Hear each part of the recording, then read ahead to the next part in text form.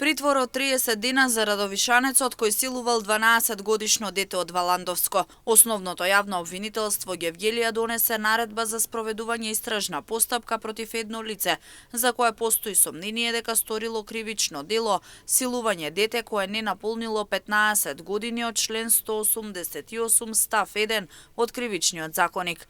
Осомничениот жител на Радовишко на 22 јануари имал полов од Осомничениот жител на Радовишко на 22 јануари имал полов однос со 12-годишно девојче од едно валандовско село со кое претходно комуницирале преку социјална мрежа.